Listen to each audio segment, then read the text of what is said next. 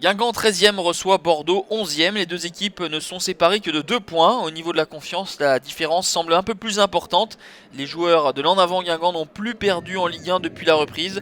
3 victoires et 3 nuls, tandis que les Girondins ont subi 3 défaites consécutives, toutes compétitions confondues. Le tout en encaissant 11 buts. L'heure est donc à la confirmation pour les Bretons et à la réaction pour les Bordelais de Willy Sagnol. Et il rentre bien dans la partie avec ce débordement de Roland. Le danger est toujours là et qui est à la retombée, c'est le jeune Adam Ounas pour l'ouverture du score de la 19e minute de jeu.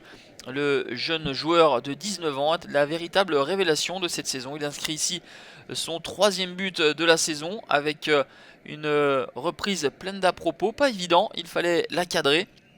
Ounas, on le retrouve sur coup de pied arrêté avec ce corner. Le ballon qui revient dans les pieds de Diego Roland. 2-0 à la 37e minute pour les Girondins. 4e réalisation pour Diego Roland. Sur les 4 derniers matchs, Diego Roland a inscrit 2 buts et a distillé 2 passes décisives. Mais les Guingampais vont revenir juste avant la pause à la 42e minute avec la patte gauche de Thibaut Giresse. Sa 3e réalisation, auteur de 3 buts lors des 3 derniers matchs au Roudourou. Un coup franc magnifiquement bien placé. Paul Bernardoni doit s'incliner.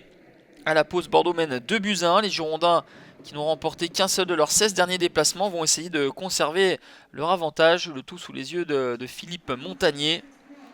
Guingamp est privé de Sankaré et Matisse, tous deux suspendus. Et le milieu de terrain de l'en avant Guingamp souffre quelque peu. Et les Costarmoricains vont égaliser par l'intermédiaire de Marcus Coco. Une frappe splendide peu avant l'heure de jeu. Ça fait 2 buts partout. Premier but en Ligue 1 pour Marcus Coco, assurément il s'en souviendra. Une frappe limpide sans se poser de questions. Paul Bernardoni ne peut qu'effleurer la balle. Tout est à refaire pour les Girondins, mais qui vont rapidement reprendre l'avantage. 68e minute, le but de Clément Chantôme. Son premier but sous les couleurs girondines.